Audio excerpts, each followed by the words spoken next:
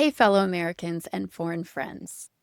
Here in the US, we just celebrated the 4th of July, our Independence Day from British rule.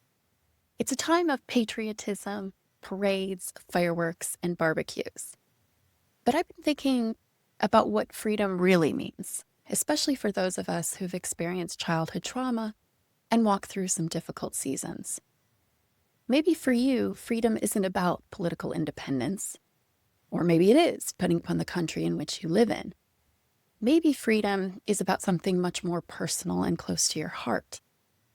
Maybe freedom for you looks like waking up without that familiar knot of anxiety in your stomach. Or maybe it's finally realizing and believing that you have the right to say no without writing a 3-paragraph explanation. Maybe freedom is walking away from that relationship that drains you, even though everyone says, but they're family. And maybe it's in the moment that you realize that you don't have to fix everyone around you to feel valuable. Maybe freedom for you is looking in the mirror and accepting the woman or the man that is staring back at you without judging any perceived flaws or imperfections. Maybe it's believing, really believing, that you have what it takes to pursue that dream that you've kept locked away. And maybe it's simply sitting in your own skin without that constant voice telling you that you're too much or that you're not enough.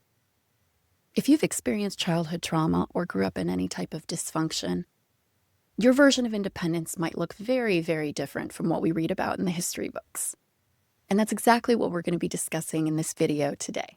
God sees your journey towards freedom, and He's cheering you on every step of the way. When we think about the 4th of July, we celebrate breaking free from control, breaking free from systems that weren't serving people. Well, isn't that exactly what we're doing when we recognize unhealthy patterns in our own lives? For many of us, our own personal declaration of independence doesn't happen on a specific date. It's a process. It might start with that moment when you realize that the relationship that you're in doesn't build you up, but sadly might tear you down instead. Let's go over some of the different types of personal freedom. There's freedom from, such as breaking free from panic, anxiety, toxic relationships, people-pleasing, or the constant need to prove your worth. And there's freedom too, like giving yourself permission to set boundaries, permission to pursue dreams, to take up space, to have your own opinions, and to rest without guilt. And there's freedom in. And this might look like finding peace within yourself, accepting who God made you to be, and knowing that your worth isn't based on your performance. And here's what I want you to know. God designed us for freedom. Galatians 5:1 tells us that it is for freedom that Christ has set us free. This isn't just about spiritual freedom, however. This includes freedom from the wounds and the patterns that keep us stuck. God doesn't want any of us living in fear. He doesn't want you shrinking yourself to make others feel comfortable. He wants you to be free to be the man or woman that He created you to be. Sometimes we don't recognize our own progress because we're so focused on how far we think we still have to go. But I want to go over some signs of personal freedom. Freedom in our emotions, in our relationships, and in our faith, so that you can recognize and begin to celebrate these signs that you're on the path to freedom. Now, signs of emotional freedom include noticing your triggers without immediately getting hijacked by them. You think, oh, there's that feeling, instead of feeling completely and totally out of control by that feeling. And another is being able to feel anger without guilt. You're learning that anger can be holy and protective.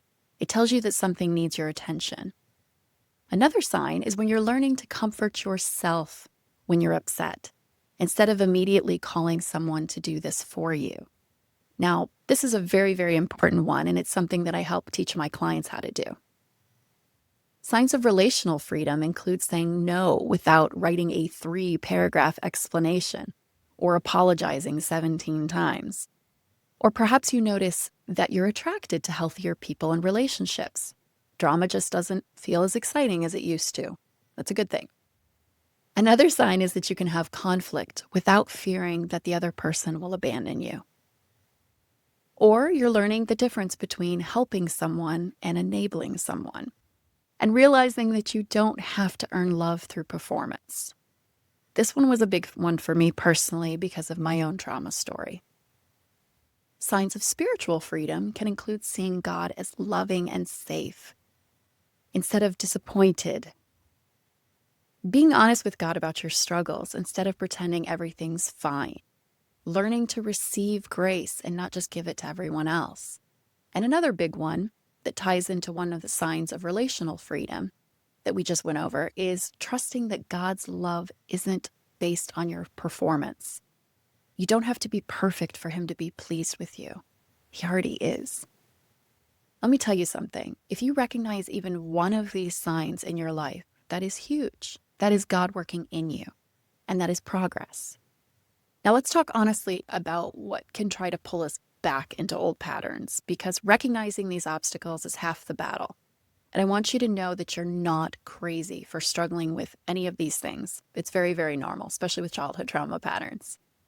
Let's start with the guilt trip. You know this one. It sounds like, but they're family, or what would people think, or good Christian women don't react like this, or you're being selfish after everything they've done for you. And here's the thing. Sometimes this voice comes from other people, but often it's our own inner critic. You know, that voice inside that's been trained by years of dysfunction. And sometimes it's the voice of the enemy whispering in our ears, trying to keep us from living in the light of God's love for us. The truth is, Jesus set boundaries. He said no. He left situations that weren't healthy. He walked away from people who weren't ready to receive what he had to offer. And if it was good enough for Jesus, it's good enough for you. Now let's talk about what if thinking.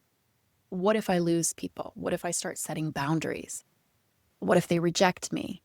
What if I'm being too sensitive? This fear keeps us in familiar dysfunction because it feels safer than an unknown freedom. I could do a whole nother video about how our brains try to keep us in familiar environments because it feels safe, even if it truly isn't a safe environment for us. That's in my course, and perhaps I could do another video about that later.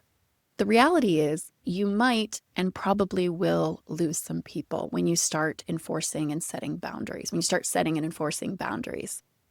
But here's the thing. You will gain yourself. And the right people, the healthy people, the ones that celebrate your growth and not punish it, will stick around. It's better for us to be living our authentic selves surrounded by the right people. Another obstacle that can pull us back into old patterns is the perfectionism trap.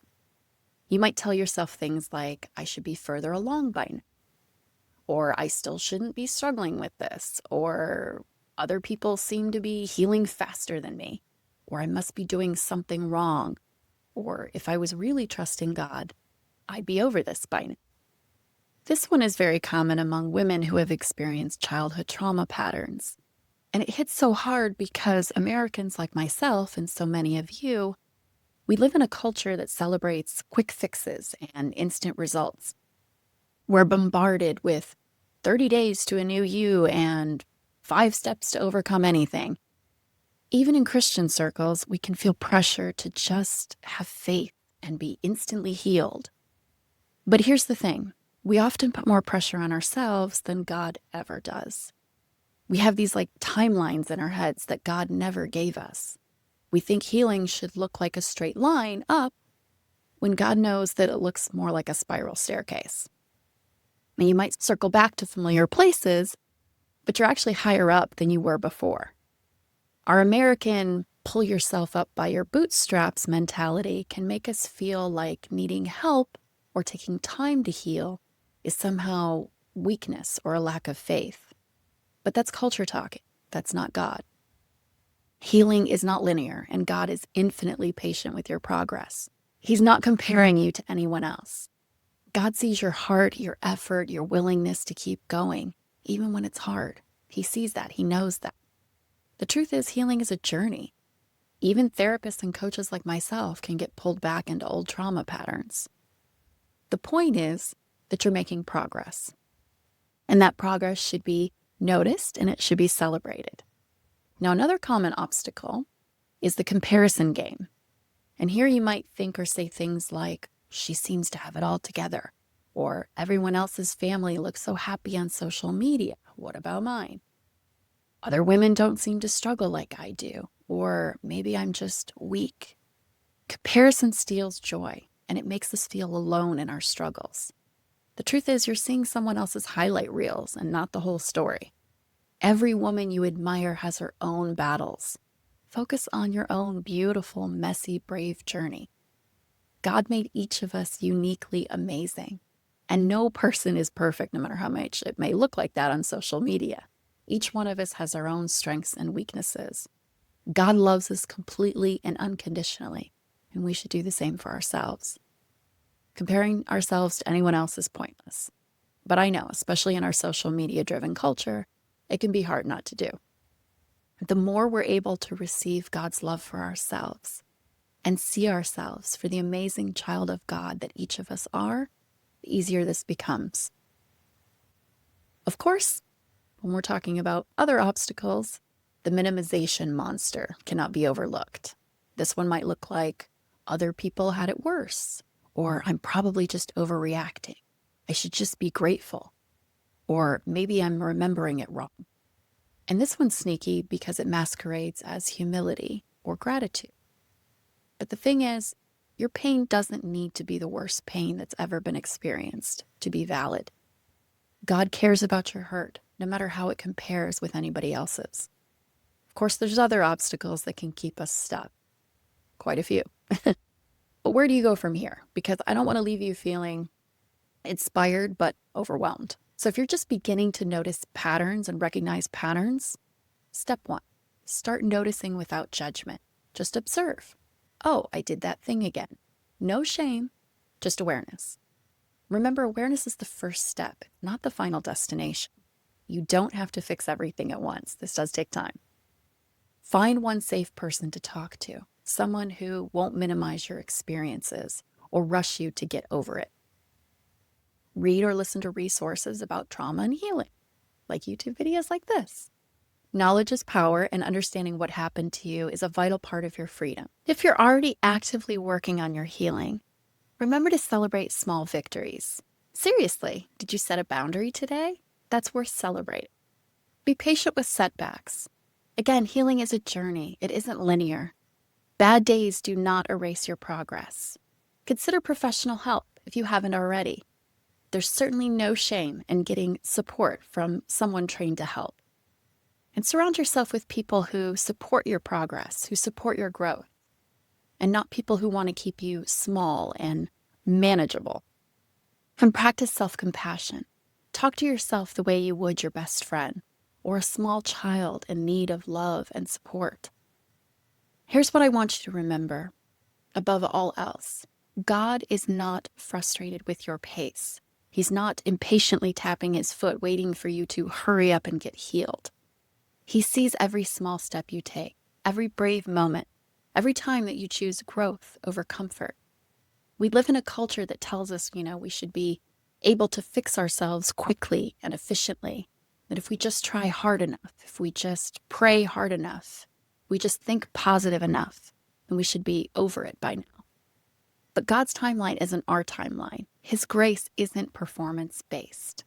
You are making progress, even when it doesn't feel like it. You're here watching this video, which tells me that you're already taking an active role in your healing. And you are not alone. God is with you always, supporting you along the way, every step of the way. As we here in the States settle back into our familiar routines after the July 4th holiday, I want you to think about and focus on your own independence and what that looks like exactly for you. Celebrate your victories. Maybe you're celebrating 1 month of saying no without apologizing. Maybe you're celebrating recognizing a trigger before it completely overwhelms you. Maybe you're celebrating the courage to start therapy or join a support group. Or maybe you're celebrating finally admitting to yourself that what happened to you wasn't okay. Or perhaps you celebrate that you chose not to respond to that toxic text message. The point is, your freedom matters, your healing matters, and your peace matters, and you are not alone in this journey, not for one single moment. The same God who declared that whom the Son sets free is free indeed. He sees every small victory and he celebrates every brave step you take. God is not in a hurry with you, and you shouldn't be in a hurry with yourself either. He's proud of how far you've already come. I promise you that every step that you make towards healing is progress. So what does freedom look like for you guys right now? I'd love to hear from you in the comments.